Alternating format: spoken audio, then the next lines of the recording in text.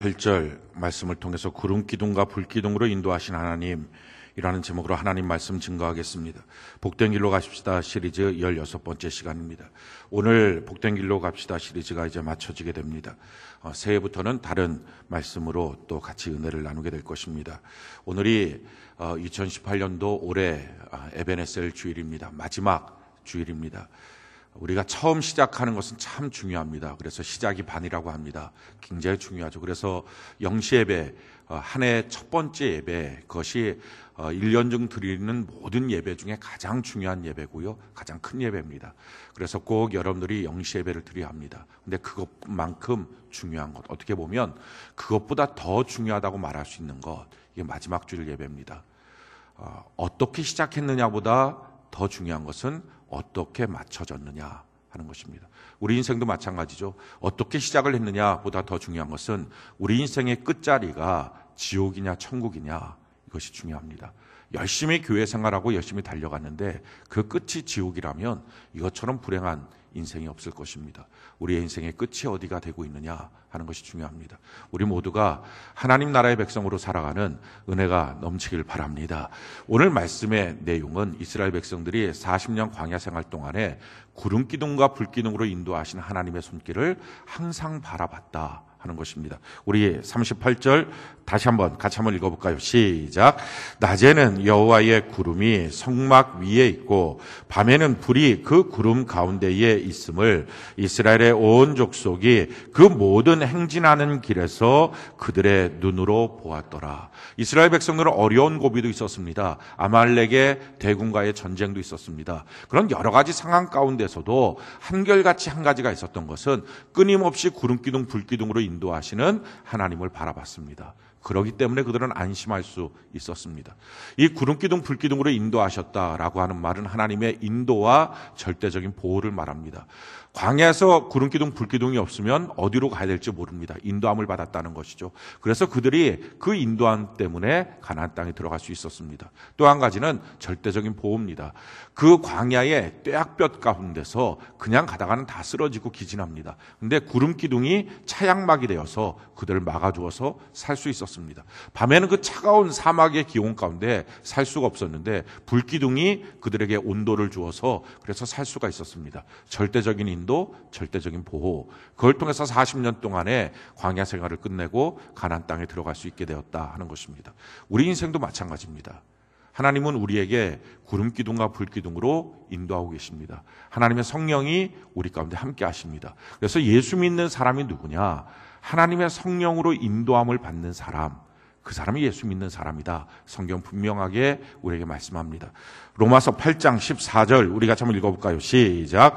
무릇 하나님의 영으로 인도함을 받는 사람은 곧 하나님의 아들이다. 하나님의 영으로 인도함을 받는 사람이 하나님의 아들과 딸이다라는 것입니다. 하나님의 영으로 분명하게 그들의 눈이 하나님이 함께 하신 걸 목격하니까, 구름기둥 불기둥이 있는 것을 확인하니까 아말렉이 몰려와도 두렵지가 않습니다. 반석에 샘이 없어도 그래도 하나님이 함께 하신다, 도와주신다. 오늘 먹을 만나만 있어도 내일 먹을 게 없어도 두렵지가 않습니다. 왜냐하면 구름기둥 불기둥이 있기 때문에 그렇습니다. 자기의 인생을 책임지시고 인도하실 하나님을 보기 때문에 그렇습니다. 우리도 똑같습니다. 우리가 사는 삶은요, 이런 구름기둥 불기둥으로 인도하신 하나님을 날마다 목격하는 것입니다. 그 하나님과 동행하고 목격하게 되면 우리 인생에 어떤 안 좋은 일이 생겨도 해석이 됩니다. 하나님이 계시니까. 병이 들어도 해석이 됩니다. 사업에 문제가 있어도 해석이 되고요. 직장에 문제가 있어도 해석이 됩니다. 가정상에 문제가 있어도 해석이 됩니다. 예수 믿는 삶은 병이 없는 삶이 아닙니다. 예수 믿는 삶은 가난이 없는 삶이 아니고, 예수 믿는 삶은 고통이 없는 삶이 아닙니다. 근데 그 모든 것이 있어도요, 이게 다 해석이 됩니다. 나의 유익을 위해서 하신다. 할렐루야. 이게 알아지니까 두려움이 없는 것입니다. 걱정이 없는 것입니다. 항상 기뻐할 수 있는 것입니다. 이게 그리스도인의 삶입니다. 근데 우리가 인생을 살아가면서 만약에 나의 인생에 대해서 해석이 안 된다면, 왜 내게 이런 일이 생겨? 도대체 나는 왜 가정에, 내 자녀에게, 내 삶 속에 왜 이런 문제가 생겨? 납득이 안 돼. 도대체 답답하고 힘들어. 이건 지금 하나님의 영으로 인도함을 받지 못하는 것입니다. 그게 두려운 것입니다. 어떤 문제가 생겨서 두려운 게 아니고요. 그 문제 가운데 하나님의 인도를 보지 못하고 있는 것이 두려운 것입니다. 왜 이게 두렵냐? 이 문제는 단순하게 지금 하나님의 인도를 받지 못하는 문제가 아니라 아직도 구원받은 백성이 아니라는 증거이기 때문에 그렇습니다. 구원받은 백성의 특징은 항상 기뻐합니다. 좋은 일이 생겨서가 아니라요, 해석이 되니까 기쁜 거예요. 이게 정말 내 인생에 너무 유익한 거구나, 이게 알아지니까 힘들어도 어려워도 이게 기쁨이 되고 감사가 되고 하나님 앞에 영광이 될 수 있는 은혜가 있다는 것입니다. 중요한 것은 이렇게 하나님의 영의 인도함을 받고 있느냐 하는 것이 중요합니다. 구름기둥, 불기둥이 언제 이스라엘 백성들에게 나타났습니까? 애굽을 떠날 때부터 나타납니다. 성경이 우리에게 이렇게 말합니다. 출애굽기 13장 20절로 22절 우리가 한번 읽어볼까요? 시작. 그들이 숫곳을 떠나서 광야 끝 에담에 장막을 치니 여호와께서 그들 앞에서 가시며 낮에는 구름기둥으로 그들을 길을 인도하시고 밤에는 불기둥을 그들에게 비추사 낮이나 밤이나 진행하게 하시니 낮에는 구름기둥 밤에는 불기둥이 그 백성 앞에서 떠나지 아니하니라. 그러니까 숫곳을 떠날 때에, 그들이 있었던 애굽의 처소를 떠날 때부터 구름기둥, 불기둥이 그들과 함께 했습니다. 여러분, 애굽을 떠났다라고 하는 말은요, 그 애굽의 속박, 그 세상의 속박, 죄악의 속박에서부터 건져냄을 받았다 하는 얘기입니다. 이스라엘 백성들이 애굽을 떠나기 전과 애굽을 떠나고 난 다음에는요, 완전히 바뀌어져요. 애굽을 떠나기 전에는 똑같은 백성이죠. 이스라엘 백성, 똑같은 이스라엘 백성입니다. 같은 그들입니다. 그런데 애굽을 떠나기 전에 그들은 노예였습니다. 430년 아무리 오래 살아도 그들은 노예입니다. 근데 떠나는 그 순간에 그들은 여호와의 군대로 바뀌어집니다. 성경이 이렇게 말합니다. 출애굽기 12장 41절 우리가 한번 읽어볼까요? 시작. 430년이 끝나는 그날에 여호와의 군대가 다 애굽 땅에서 나왔은즉, 여호와의 군대가 나왔다는 거예요. 여호와의 군사가 된 것입니다. 뿐만 아니라 430년 종살이 했던 그들은요, 하찮은 백성이었어요. 정말 쓸모없는 존재들이었어요. 그러니 그들은 남자가 태어나면 죽일 수 있을 만큼 무가치한 존재였습니다. 근데 그들이 애굽 땅에서 떠나는 순간부터 그들이 무엇으로 바뀝니까? 제사장으로 바뀌어요. 나라 통치가. 거룩한 백성으로 통째로 바뀌어요. 성경이 이렇게 말합니다. 출애굽기 19장 6절 같이 한번 읽어볼까요? 시작. 너희가 내게 대하여 제사장 나라가 되며 거룩한 백성이 되리라. 너는 이 말을 이스라엘 자손에게 전할지니. 그렇습니다. 그들이 제사장 나라가 되고요, 거룩한 백성이 된 것입니다. 똑같은 사람인데 애굽에 있느냐 애굽을 떠났느냐, 이걸로 그들의 인생의 격이 완전히 달라지는 것입니다. 애굽을 떠났다라고 하는 말은 애굽에서 건짐을 받았다, 구원받았다는 것입니다. 우리도 마찬가지예요. 똑같은 사람인데 구원받았냐 안 받았냐에 따라서 인생은 완전히 달라집니다. 구원받기 전에는 그들은 다 마귀의 종, 돈의 종, 세상의 종입니다. 근데 구원받고 나면 하나님의 군사로 바뀌어지고요, 제사장으로 바뀌어집니다. 구원받고 난 다음에 우리의 삶에 대해서 성경은 이렇게 우리 자신을 설명합니다. 디모데후서 2장 3절 같이 한번 읽어볼까요? 시작. 너는 그리스도 예수의 좋은 병사로 나와 함께 고난을 받으라. 그렇습니다. 우리가 그리스도의 좋은 군사가 되었다는 것입니다. 뿐만 아니라 베드로전서 2장 9절 우리 같이 한번 읽어볼까요? 시작. 그러나 너희는 택하신 족속이요 왕같은 제사장들이요 거룩한 나라요 그의 소유가 된 백성이니 이는 너희를 어두운 데서 불러내어 그의 기이한 빛에 들어가게 하시니에 아름다운 덕을 선포하게 하려 하십니다. 그렇습니다. 그러니 지금 이스라엘 백성들을 출애굽시킨 사건과 우리 자신이 예수를 믿고 구원받은 사건을 성경 그대로 대비해 놓는 것입니다. 왜 출애굽 사건을 우리가 살펴봐야 되느냐? 그것은 우리의 구원의 사건과 그대로 대비가 되기 때문에 그런 것입니다. 이스라엘 백성들이 애굽 땅에 있을 때는 노예였어요. 애굽 땅에 있을 때는 그들은 형편없는 존재였어요. 근데 그들이 구원받아서 나오고 나니까 제사장 나라가 됐어요. 하나님의 군대가 됐어요. 우리도 똑같습니다. 똑같은 사람인데 이렇게 바뀌어지는 것입니다. 구원받는다, 이게 너무 중요하다는 거죠. 문제는 이 구원에 대해서 우리가 명확하게 알아야 됩니다. 오늘날 많은 그리스도인들이 교회 안에서 구원받지 않고 지식을 갖고 있으니까 거기서부터 문제가 생기는 것입니다. 교회 안의 모든 문제는 사실은 구원받지 않고 오래 신앙생활한 것입니다. 구원받지 않고 지식만 갖고 있는 것입니다. 이것이 오늘날 그리스도 교회 안에서의 가장 큰 문제입니다.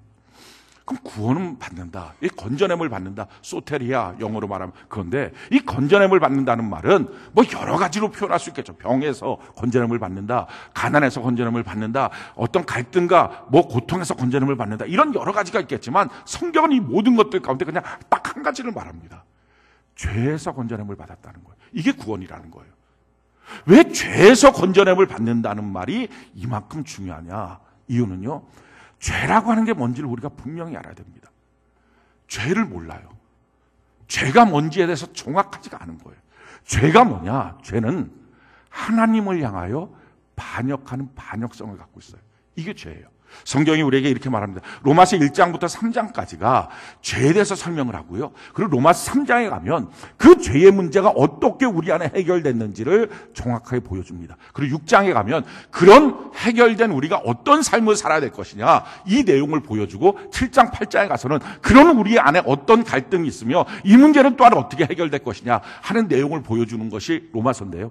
여러분들 이 로마서 내용들을 아마 잘 읽어보시면 오늘 내일 사이에 읽어보시면 아마 더 깊은 성령의 깨달음이 여러분들에게 있을 것입니다. 죄가 뭐냐? 이걸 1장에 설명을 합니다. 죄에 대해서 성경이 이렇게 말합니다. 로마서 1장 18절 우리가 한번 읽어볼까요? 시작.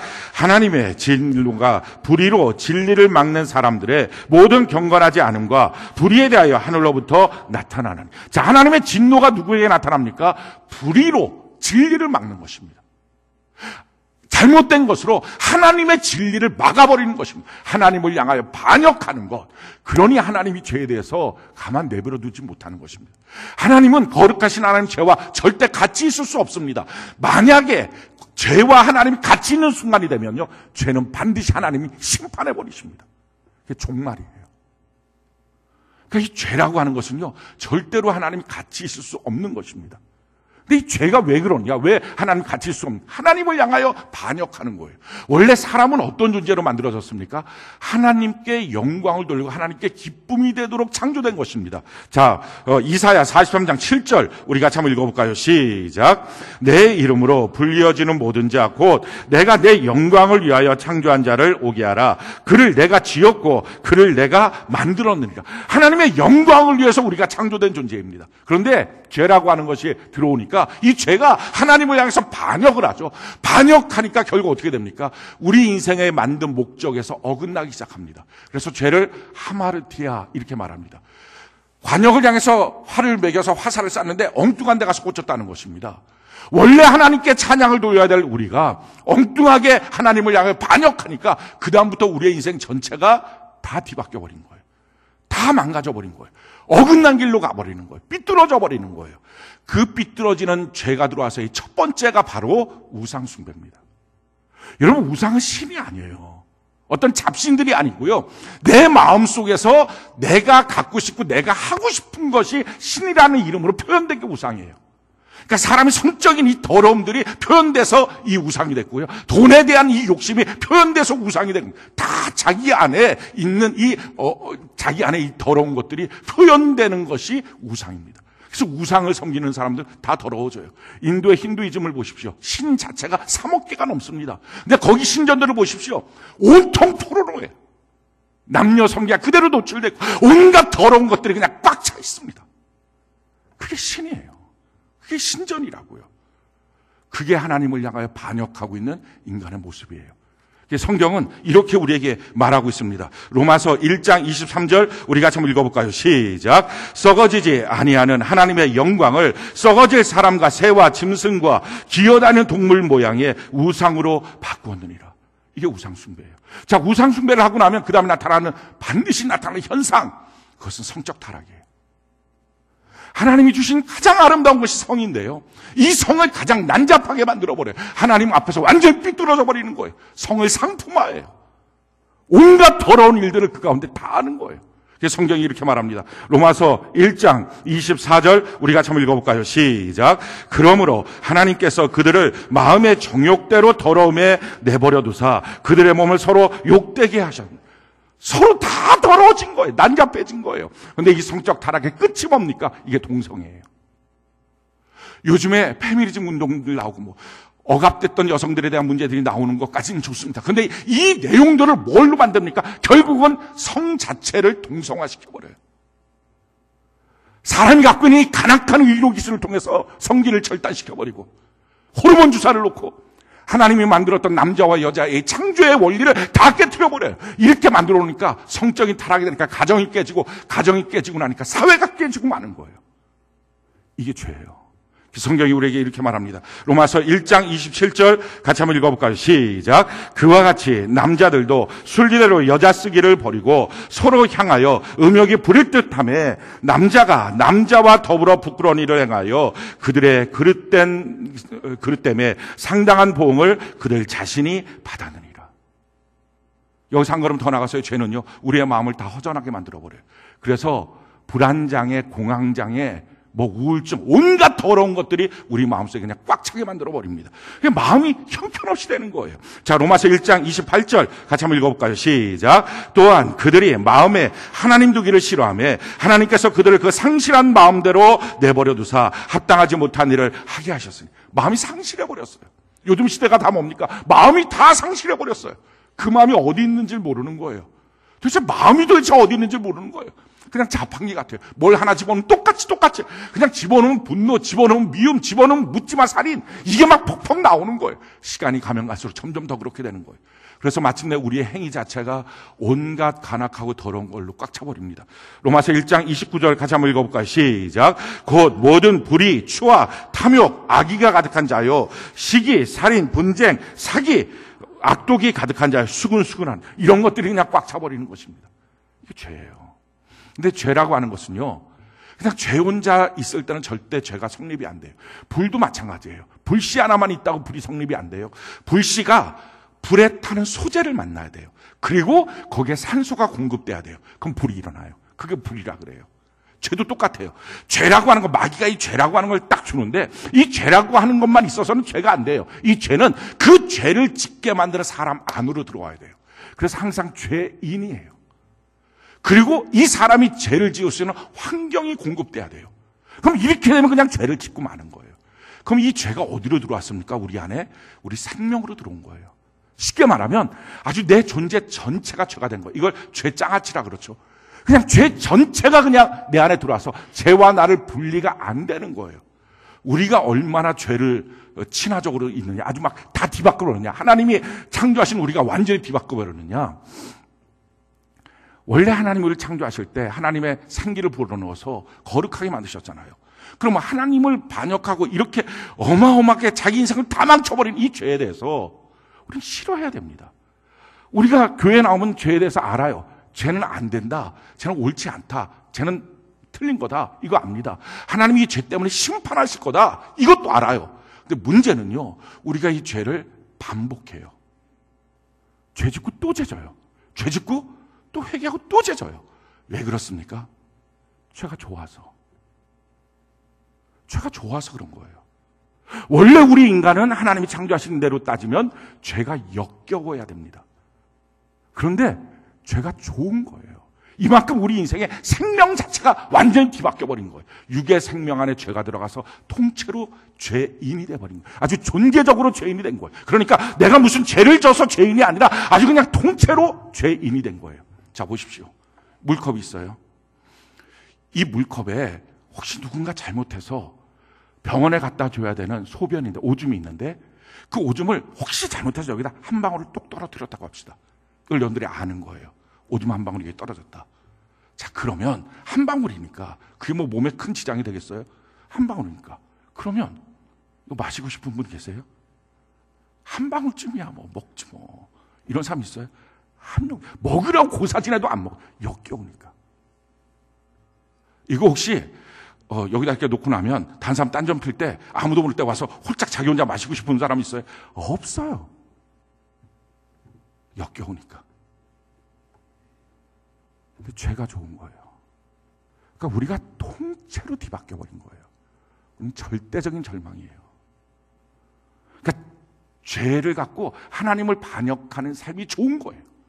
자, 그래서요, 문제가 어떤 문제가 됐습니까? 하나님께서 원하시는 삶에 대해서는 우리는요, 답답해하고 힘들어해요. 거룩함, 말만 들어도 부담스럽고 힘들어요. 하나님의 말씀대로 사는 거, 막 이게 다 힘들고 짜증나고 너무 괴로운 거예요. 그러니 교회 나와서도요, 맨날 예배만 드리자, 기도하자. 아우, 그거 힘들어서 어떻게 하냐고. 우리 좀 놀아야지. 그 죄를 끌어집어넣어요. 천국에 가서는 우리가 영원히 계속 예배만 드리는 것입니다. 이게 천국입니다. 아유, 그게 천국이면 너무 답답해서 어떻게 해서. 이렇게 싫은 거예요. 그러니까 그만큼 우리 안에 죄가 좋은 거예요. 우리가 통째로 뒤바뀌어 버린 거예요. 여러분들은 어떻습니까? 여러분들은 죄가 어떻습니까? 정말 죄가 싫어. 너무 미운데 자기의 습관이 어쩔 수 없이 끌려가서 짓고 있습니까? 아니면 죄가 딱 유혹만 하면 죄가 너무 좋습니까? 이게 결정이에요. 성경은 말합니다. 이렇게 죄로부터 자기 스스로가 죄가 좋아서 어쩔 수 없이 죄가 자기 생명 안에 들어와서 자기 인생을 뒤바꿔버린 인생들을 향해서 성경이 이렇게 진단을 해버렸어요. 그것이 로마서 3장 23절입니다. 로마서 3장 23절 24절 우리 같이 한번 읽어볼까요? 시작. 모든 사람이 죄를 범하였음에 하나님의 영광에 이르지 못하더니 그리스도 예수 안에 있는 속량으로 말미암아 하나님의 은혜로 값없이 의롭다 하심을 얻은 자 되었느니라. 모든 사람이 죄를 범했다는 거예요. 모든 사람이 다 죄인이 됐다는, 존재론적인 아주 그런 죄인이 되어버렸다는 거예요. 그래서 하나님의 영광에 이르지 못한다는 거예요. 하나님이 계획하신 뜻대로 못 산다는 거예요. 아무리 노력하고 애써도 그게 불가능하다는 거예요. 왜? 그게 자기 마음에 싫으니까. 하나님의 뜻대로 사는 것은 부담스럽고 힘들고 싫으니까. 하나님의 뜻과 정반대되는 죄에 대해서 자기가 좋아하니까 어떻게 평생 싫어하는 일만 하고 좋아하는 일 한 번도 안 하겠어요. 그게 불가능한 거예요. 사람만 안 보면 다시 죄 짓고요. 똑같은 환경만 주어지면 또다시 죄 짓고요. 이게 모든 사람이 지금 살고 있는 삶의 모습이라는 거예요. 하나님의 영광에 이르지 못해요. 하나님의 존전 앞에 서지 못해요. 하나님이 그를 쓰지 못해요. 하나님이 그들과 함께 할 수가 없어요. 왜? 죄가 있어서. 이 로마서 3장 23절 24절은요. 교회 복음에 있어서의 아주 분수령입니다. 이건 정확하게 알아야 돼요. 이걸 모르고 신앙생활을 하니까 엉뚱한 신앙생활을 하는 거예요. 우리는 다 안 된다는 거예요. 절대 절망을 말하고 있어요. 자, 이런 절대 절망에 대해서 하나님의 답변이 뭐예요? 인간은 안 된다는 거죠.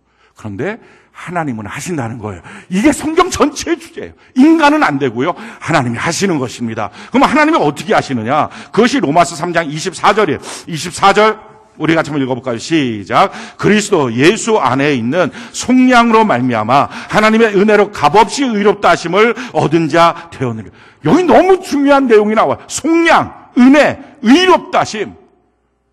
이게 너무 중요한 기독교의 원리인데요. 이거에 대해서 잘 모르는 거예요, 사람들이. 설명해보라. 설명을 못해요. 그러니까 여기에 대해서 고민하지도 않고 생각도 안 한 거예요.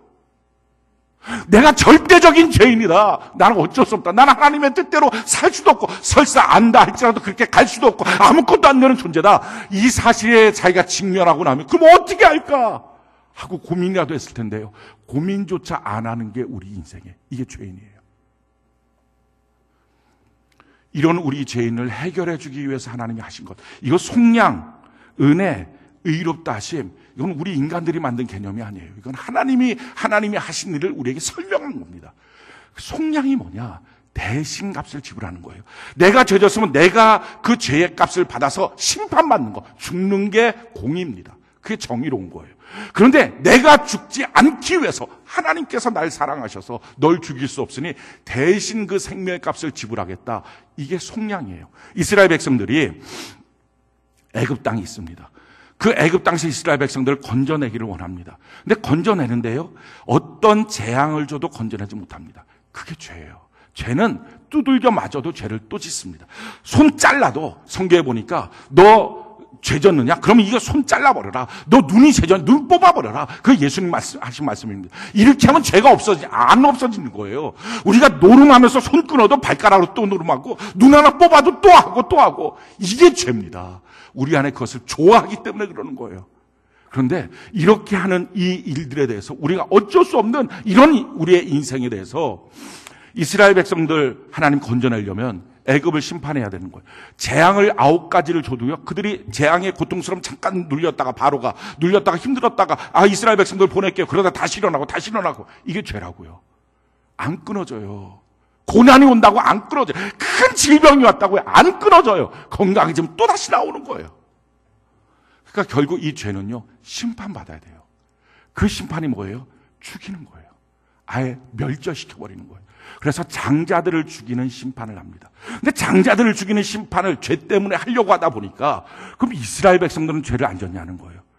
바로나 애굽 백성도 죄 졌지만 이스라엘 백성도 똑같이 죄를 진 거예요. 그러니까 똑같이 죄진 이스라엘 백성들도 같이 심판해야 되잖아요. 그럼 같이 심판하면 하나님의 백성 다 없어지는 거예요. 그래서 하신 방법이 뭐예요? 그들에게 명령하십니다. 어린 양을 가족 수대로 구해서 그 어린 양을 잡아서 그냥 껍질을 다 벗기고 각을 떠버리고 피를 받아서 그거를 대문 앞에 임방과 문설때 대문에다 다 피치를 해놔라. 그리고 그 집에 들어가라. 그리고 그 집에서 너희가 조용히 있으면서 거기서 그 양을 그 잡은 거를 구워서 그냥 거기서 먹어라. 그게 여호와의 유월절이다. 죽음의 천사가 지나가고 나면 그 다음날 너는 거기서부터 탈출해서 애굽을 탈출해서 나와야 될 것이다. 이게 명령이에요. 아니 그 바쁜 날 무슨 고기를 먹어요. 거기서 그 바쁜 날 거기서 피치라고 있는 거예요. 근데 이게 하나님의 모형이었어요. 그들 백성은 잘 몰랐는데 이것을 나중에 예수님이 설명해 주시는 겁니다. 그 피치라는 그날 밤에 거기서 고기를 잡았고 고기를 굽고 있는 그 밤에 죽음의 천사가 애굽 땅 온 땅을 가는 거예요. 온 땅을 가니까 그들이 그냥 죽습니까? 비명을 지르면서 장자가 죽어나가요. 장자가 죽고 나면 소리가 조용해집니까? 아니에요. 죽은 장자를 보면서 그 어머니가 통곡하는 거예요. 내 아들 죽었다고. 온 이스라엘 땅에 통째로 그 역사가 나타나요. 그 비명소리와 그 통곡의 소리. 그때 이스라엘 백성들은요, 집에 있으면서 똑같은 죄진 거니까, 자기가 아니까. 그 어린 양 잡을 때 자기 대신 잡은 걸 아니까. 그 어린 양 피칠한 걸 보면서 뭐라고 말할까? 나는 그래도 이스라엘 백성이니까. 나는 그래도 예배 좀 드렸으니까. 이렇게 말할 수 있겠어요? 하나도 그 말을 못하고. 주여 나를 보지 마시고요. 이 대문 앞에 피칠한 어린 양의 피를 보십시오. 어린 양의 피를 보십시오. 그렇게 두려워 떨고 있는 거예요. 그렇게 어린 양의 피를 보라고 할 때 죽음의 천사가 넘어가는 거예요. 넘어가면서 이렇게 말하는 거예요. 너희는 이 어린 양의 피로 말미암아 대신 의롭다함을 받았다. 의로운 게 아니지만 의롭다함을 너희가 받게 된 것이다. 이것이 은혜라는 거예요. 은혜는요, 받을 자격이 없는 자에게 하나님이 주시는 일방적인 사랑의 선물이에요. 이 선물을 이스라엘 백성들이 받은 거예요, 그 밤에. 그리고 그 고기를 먹고서 거기서 나오는 거예요. 이게 도대체 무슨 말인지 그들은 몰랐어요. 근데 예수님이 요한복음 6장에 이것을 해석해 주셨어요. 설명해 주셨어요. 요한복음 6장 53절 우리 같이 한번 읽어볼까요? 시작. 예수께서 이르시되 내가 진실로 진실로 너희에게 이르노니 인자의 살을 먹지 아니하고 인자의 피를 마시지 아니하면 너희 속에 생명이 없느니라. 그러니 그 밤에 자기 의 갖고는 못 사는 거예요. 자기는 절망이에요. 예수의 피에 어린 양의 피를 발라놓고 그 어린 양의 고기를 먹어서 그동안 먹었던 애굽의 음식의 힘을 갖고는 이제 못 살고 새로운 역사, 어린 양의 고기로 살아야 된다. 그 고기의 힘으로 너희가 이제는 애굽을 나가서 살아야 된다. 이걸 가르쳐 준 거예요. 여러분, 이건 똑같이 오늘날 우리에게 주시는 교훈이죠. 예수님께서는 세상에 어린 양이 되어서 세상 죄를 짊어지시고 우리의 모든 죄를 짊어지시고 우리 대신 십자가에 못 박혀 죽으셨어요. 그리고 이제는 그 예수님을 바라보면 우리가 믿고 할렐루야, 그 믿음 가운데 이제는 더 이상 우리의 힘으로 사는 것이 아니라 예수님의 말씀으로 사는 것입니다. 이것을 우리에게 가르쳐 주신 거예요. 사랑하는 성도 여러분, 그때 가장 중요한 게 뭡니까? 마귀는 여전히 내가 죄 가운데 살 때 대표성을 나한테 줘서 가짜 대표를 갖고 나를 살게 했는데 그게 바로 나예요. 나라고 하는 자기 자아. 이걸 갖고서 자기 마음대로. 그러니까 마귀가 가서 꼬시면서 그 아담과 하와한테 말하는 게 선악과 먹으라. 너가 하나님처럼 될 것이다. 자기 자아라고 하는 걸 계속 내세웁니다. 그러니까 자기 자아라는 거, 자기의 뜻대로, 자기가 원하는 대로, 세상 풍조대로, 자기 마음과 육체가 원하는 대로 살아가는 자기 자아. 이걸 막 주장하고 자랑하고 이걸 높이는 건데 여기에 대해서 나는 아무것도 안 됩니다. 나는 죄를 범했습니다. 나는 죄인입니다. 나는 불가능합니다. 난 절대 절망입니다. 뭘 해도 소용없습니다. 나는 뭘 해도 하나님의 법은 기뻐하지 않고요. 세상의 것들을 너무 좋아합니다. 이것이 내 본질적인 나의 문제입니다. 나는 절대 절망입니다. 이 고백을 하는 거죠. 사랑하는 성도 여러분, 그 집에서 그들이 나는 안 된다고, 어린 양의 피를 봐야 된다고, 내가 지금까지 먹었던 걸로 내 힘은 안 된다고, 이 어린 양의 고기로 나는 살아야 된다고 그들이 말했던 것처럼 똑같은 그 밤이 우리에게 있는 거예요. 여러분들이 여러분들의 인생 가운데 한 번 정도는 꼭 이 일이 있어야 돼요. 내 자신이 절대적인 절망이구나. 내 자신은 예수님 없으면 안 되겠구나. 이게 마음으로 믿고 입술로 시인돼야 돼요. 이 사건을 그냥 있는 게 아니고요. 믿어지는 사람, 모든 인류를 향해서 예수님이 이 은혜를 베풀어 주셨는데, 이 놀라운 은혜를 베풀어 주셨는데, 이게 믿어지는 사람에게만 효염이 나온다. 성경 그렇게 기록하고 있어요. 자, 로마서 3장 25절 우리 같이 한번 읽어볼까요? 시작. 이 예수를 하나님이 그의 피로써 믿음으로 말미암는 화목제물을 세우셨으니 이는 하나님께서 길이 참으시는 중에 전에 지은 죄를 간과하심으로 자기의 의로우심을 나타내려 하심. 믿음으로써. 자기 몸에 뭐 예를 들어 봅시다. 암세포가 있는 거예요. 암세포가 막 커나가요. 근데 자기가 자기 몸에 그 암세포가 커나가는 현상에 대해서 느껴요. 누가 와서 막 말해도 그거 좀 이상하다 느껴요. 근데 자꾸 거절하는 거, 거부하는 거. 무슨 암이겠어. 무슨 그런 일이 있겠어. 아니야, 나한테 그런 일이 없어. 무슨 그런 일이 있겠어. 근데 자꾸 현상은 나타나지만 내가 거부하는 거예요. 아무리 내 안에 암세포가 있어도요, 내가 그걸 마음으로 받아들이고 믿음으로 믿어지지 않는 한 나하고 무관한 거예요. 그렇지만 무관한 그것이 언젠가 현실이 되는 날 그는 죽어요. 자, 그런데 이게 일어나서 이게 도저히 안 되겠다 싶어갖고 병원 한번 가는 거예요. 자꾸 왜 이러지? 근데 병원에 갔더니 사진을 딱 찍어보니까 그냥 그대로 사진은 나오는 거예요. 보십시오. 이게 바로 암입니다. 전문가가 딱 말하는 거예요. 이거 암입니다. 큰일 났습니다. 이거 수술 받아야 됩니다. 자, 이 말을 들었을 때 그냥 여기저기 사람들이 말했던 것이 하나도 내가 거절하고 마음으로 안 받아들였을 때는 별일이 아니던데, 이 말을 듣는 순간에 이것을 내 마음으로 받아들이고 그 말이 믿어지는 순간이 되니까 어떻게 됩니까?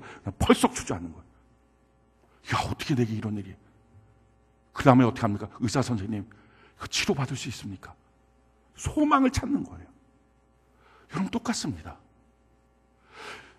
하나님 아들이 예수님이 십자가에 못 박혀 죽으셨다. 우리 수없이 들었던 지식입니다. 근데 문제는 이 지식이 내 마음에 정말 받아들여지는지, 이게 정말 내 마음으로 믿어졌는지, 이게 안 되면 자기하고는 상관없어요. 이게 믿어져야 돼요. 근데 이 믿어지는 게 그냥 안 믿어져요.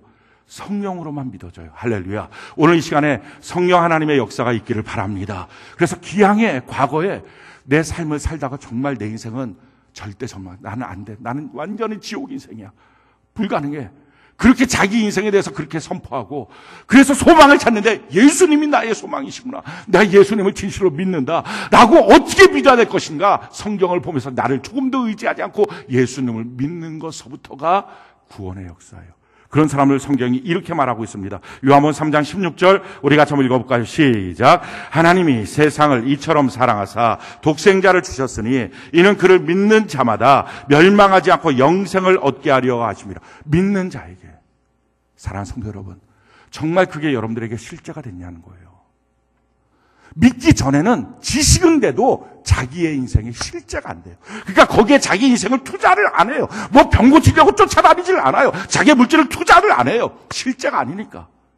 지식은 있어도, 심지어 고통은 느껴도 실제가 아니니까. 근데 딱 어느 날 그것이 마음으로 받아들여지는 순간에, 자기의 믿음이 되는 순간에 자기의 인생은 송두리째 다 바뀌어버리는 거예요. 정말 여러분들이 자기 인생이 절망이고 예수님이 자기의 유일한 소망이라는 것이 마음으로 받아들여졌냐고요. 그것이 내 믿음이 되었냐고요. 그거 안 되고 사니까요, 그게 오늘날 교회의 복음을 다 망쳐버리는 거예요. 성경이 우리에게 이렇게 말합니다. 그렇게 되면 어떤 일들이 생기느냐? 갈라디아서 2장 20절 우리 같이 한번 읽어볼까요? 시작. 내가 그리스도와 함께 십자가에 못 박혔나니 그런즉 이제는 내가 사는 것이 아니요 오직 내 안에 그리스도께서 사시는 것이라. 이제 내가 육체 가운데 사는 것은 나를 사랑하사 나를 위하여 자기 자신을 버리신 하나님의 아들을 믿는 믿음 안에서 사는 것이라. 이제 더 이상 자기를 신뢰하지 않는 거예요. 이거 뭐 건질 게 없는 거예요. 통째로 다 버리는 거예요. 나는 이제 죽었습니다. 내 안에 예수님이 사십니다. 그러니 예수님께 와서 물어본 거예요. 어떻게 하면 내가 구원을 받습니까? 그러면 너 좀 수고해라. 너 좀 교회 열심히 나와라. 너 좀 11조 내라. 그렇게 말씀 안 하셨어요. 너 거듭나야 되겠다. 너 지금 갖고 있는 육신의 생명 갖고서는 평생 노력해도 구원 없다. 그 육신의 생명을 처리하고 죽어야 되고 예수님이 주시는 영원한 생명, 할렐루야, 그 영생을 받아야 된다는 거예요. 나는 죽었고 예수의 생명이 내 안에 들어와야 된다는 것입니다. 그 예수를 믿는 믿음 안에 사는 것이다. 이걸 고백해야 된다는 것입니다. 그런데 육신의 생명을 그대로 갖고 교회를 나오고 있으니 교회 생활하면서도 툭하면 걸리는 게 뭐예요? 내 자존심, 내 자랑, 내 자만. 계속 내가 걸리는 거예요. 내가. 평생에 이 나라고 하는 게 걸리는 거예요. 그걸 뭐라 그래요? 아직 자아가 처리가 안 된 사람이라고 말하고요. 그걸 뭐라 그래요? 구원받지 못한 사람이라고 말해요. 아직 애굽에 있는 거예요. 여러분, 이스라엘 백성들이 아직 애굽 땅에 있을 때도 하나님 앞에 예배를 드려서 심지어 산파드 같은 경우는 여호와를 경외하심을 받아서 그렇게 복을 받았다고 성경은 기록하고 있습니다. 그러나 노예예요. 해방된 게 아니에요. 건전함을 받은 게 아니에요. 그런 예배자는요, 빨리 건전함을 받아야 돼요. 여전히 자기 자아예요. 자기 자아가 중심이에요. 그러니 이렇게 자아가 중심인 사람에게 하나님이 날 사랑하신다는 말을 듣고 나면 그다음부터 어떻게 됩니까? 날 사랑하니까 나한테 좋은 거 주세요. 사업을 잘 되게 해주세요. 돈을 주세요. 뭐를 주세요. 계속. 그래서 내가 싫어하는 거는 하지 말고요. 나를 뭐 징계하거나 심판하려고 하지 마시고요. 그냥 나한테 좋은 것만 주세요. 나를 바꾸려고 하는 하나님은 싫어버리고요. 자아가 처리가 안 된 거예요. 그 자아가 처리가 안 되니 내가 죽었습니다. 왜 죽어야 됩니까? 정말 나라고 하는 것은 정말 아닙니까? 절대 정말 이 더러운 이 덩어리를, 쇳덩어리를 끌고 다닐 수가 없으니까 이거 버려야 되는데 못 버리고 다니는 오늘날 그리스도인들이 너무 많은 거예요. 이제 더 이상 내가 주인이 아니라 예수님이 주인이 되시는 것입니다. 그래서 성경이 우리에게 이렇게 말합니다. 로마서 10장 9절 같이 한번 읽어볼까요? 시작. 내가 만일 내 입으로 예수를 주로 시인하며 또 하나님께서 그를 죽은 자 가운데서 살리신 것을 내 마음에 믿으면 구원을 받으리라. 사랑하는 성도 여러분, 여러분들은 그 밤이 있었냐 하는 거예요. 자기 자신에 대해서 절대 절망이라고 인정하는 밤이 있었냐는 거예요.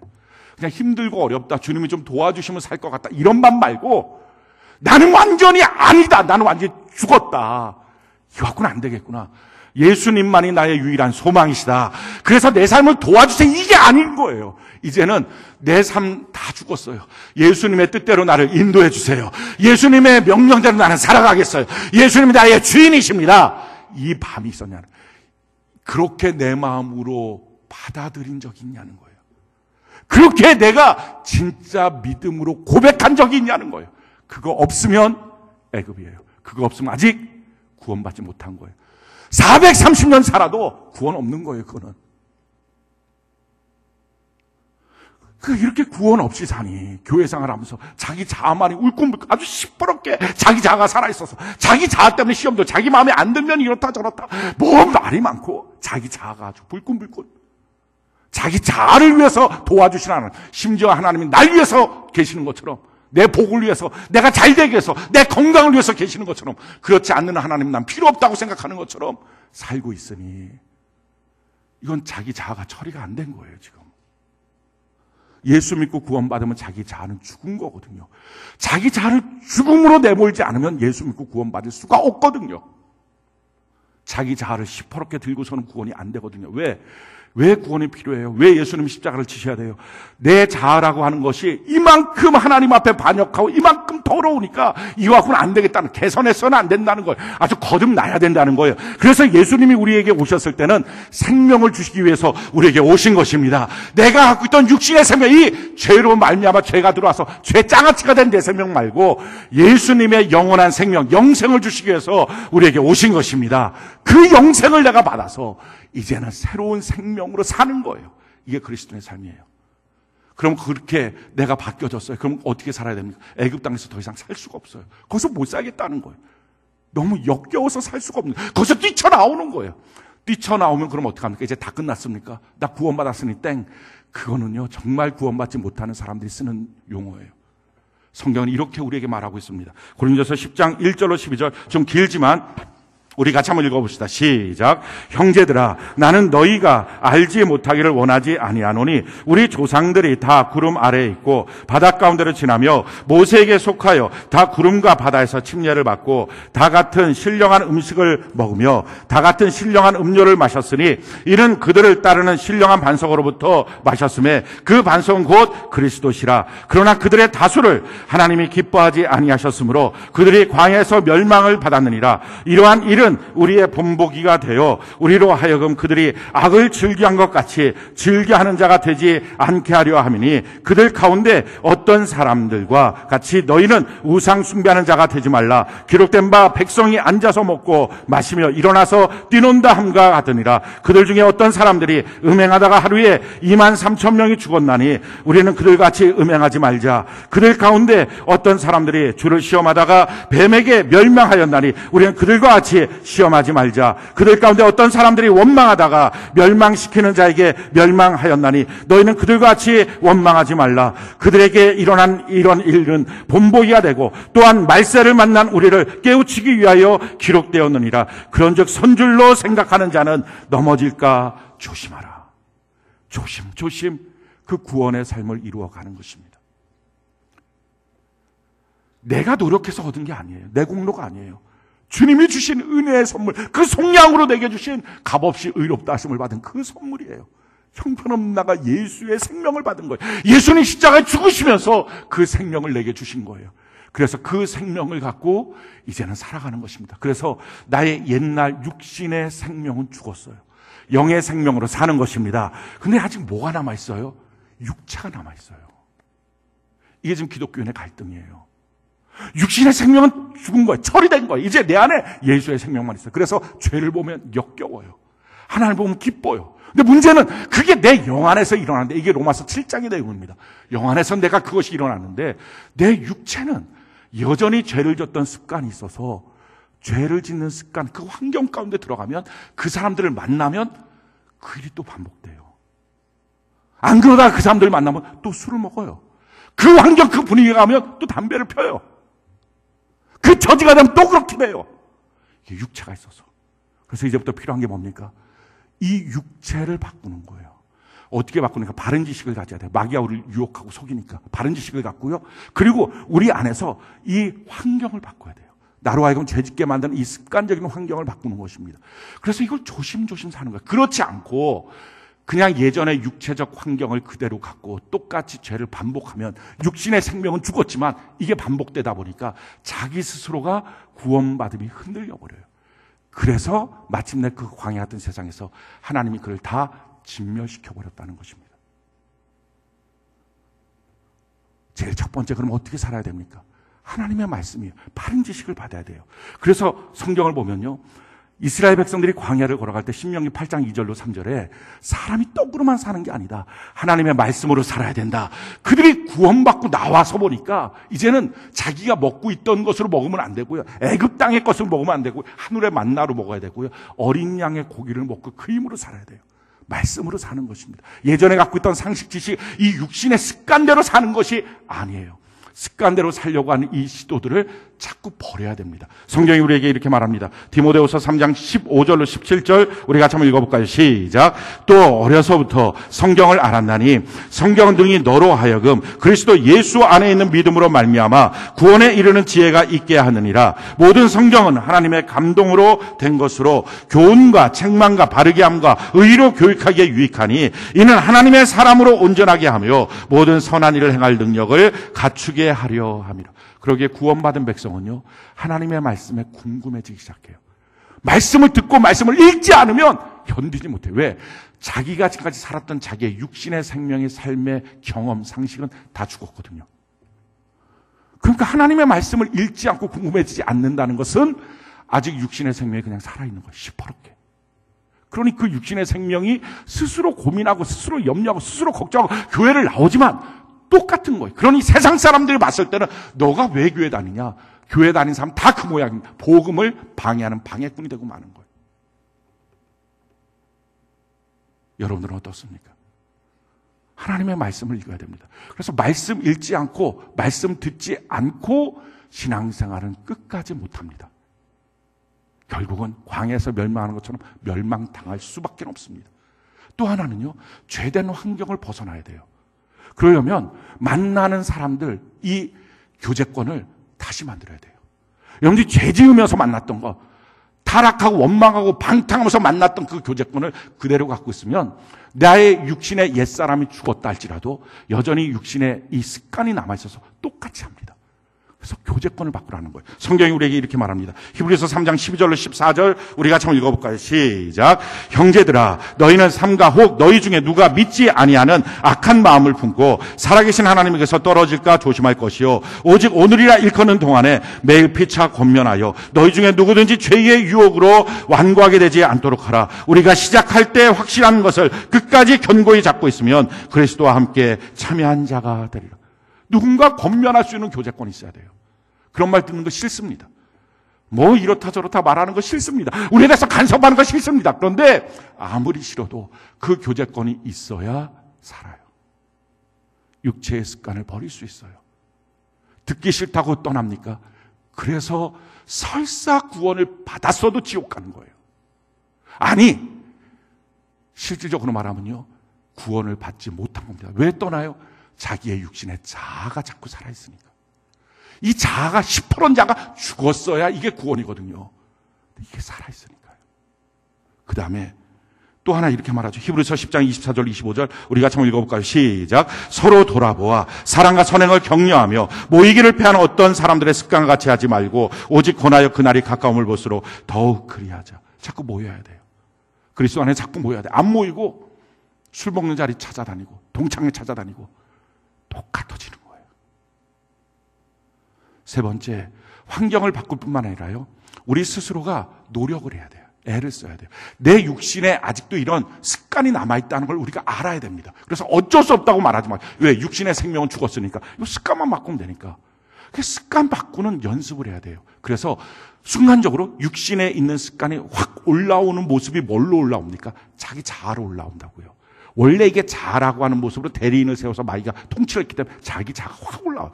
그럴 때마다 무엇을 합니까? 의도적으로 자기 자아를 부인해야 돼요. 그래서 성경이 이렇게 말합니다. 마태복음 16장 24절 같이 한번 읽어볼까요? 시작. 이에 예수께서 제자들에게 이르시되 누구든지 나를 따라오려거든 자기를 부인하고 자기 십자가를 지고 나를 따를 것이다. 자기 부인하고 따라와야 된다는 거예요. 뿐만 아니라 자꾸 하나님의 말씀 앞에 대적하고 싶은 생각이 있어요. 그게 자아라고 하는 모습에서 자아는 죽었는데 이 습관이 올라오는 거예요. 왜? 전에는 그렇게 하면 안 됐거든요. 이게 세상 사는 방식이었어요. 그런데 하나님의 말씀은 그렇게 하라는 거예요. 그럼 자기 안에서 불꽃 올라. 그러면 세상은 어떻게 살아?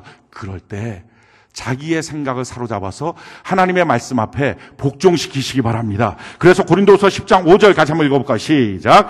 하나님 아는 것을 대적하여 높아진 것을 다 무너뜨리고 모든 생각을 사로잡아 그리스도에게 복종하게 하니. 자, 근원적으로는요, 내가 나를 위해서 사는 인생의 궤도를 바꿔야 돼요. 나는 죽었다니까요. 뭐 더 이상 살아야 될 내가 뭐가 있어요.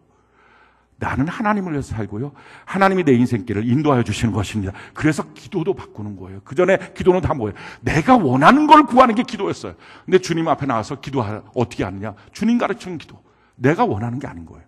성령으로 기도하는 거예요. 이렇게 자기 기도부터 바꾸고요, 신앙의 스타일도 바꾸고요, 내가 왜 무엇을 위해 살아가느냐? 난 이제 예수 위해 살겠다 라고 의도적으로 자기가 바꾸는 거예요. 성경이 이렇게 말합니다. 고린도서 5장 15절 우리 같이 한번 읽어볼까요? 시작. 그가 모든 사람을 대신하여 죽으심은 살아있는 자들로 하여금 다시는 그들 자신을 위하여 살지 않고 오직 그들을 대신하여 죽었다가 다시 살아나신 이를 위하여 살게 하려 함이라. 아멘. 나를 위해 살지 않고 예수를 위하여 살아가는 삶입니다. 사랑하는 성도 여러분, 가장 중요한 첫 번째, 애굽은 떠나셨습니까? 자아는 죽었습니까?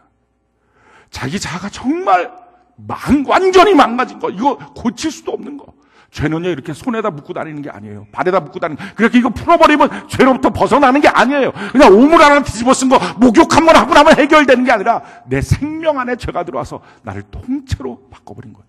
죄를 우리는 좋아하고요, 하나님을 우리는 부담스러워해요. 그렇게 나의 인생이 통째로 바뀌어진 거예요. 그런 나의 자아를 바라보고 이거 아니다, 이거 안 되겠다.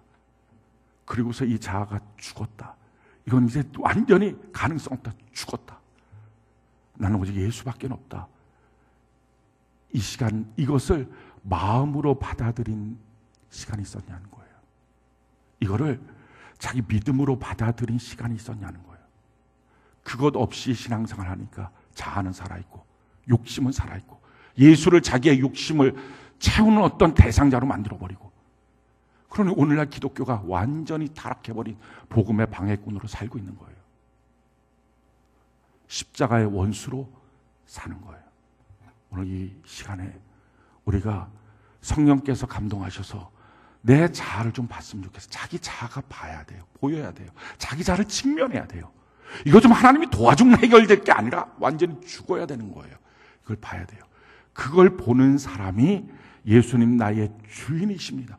아주 막 그냥 거침없이 그 고백을 하는 거예요. 억지로 예수님이 나의 주인이라고 그냥 어쩔 수 없이 맡기는 게 아니라 정말 너무 기쁨과 소망으로 예수님 나의 주인이다. 이걸 고백할 수 있는 거예요.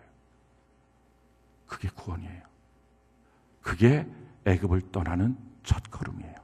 그 첫걸음을 하고 그 다음부터는 조심조심 말씀을 따라서, 성령을 따라서, 교회 안에, 공동체 안에서 자기 자신이 이 육신의 습관에 아직 붙어있는 이 죄성이 있다는 걸 알고 이걸 자꾸 날마다 그래서 사도 바울의 말처럼 내가 날마다 죽노라, 날마다 처리하고 그렇게 주님을 닮아가는 삶을 살아가는 거, 이게 신앙생활입니다.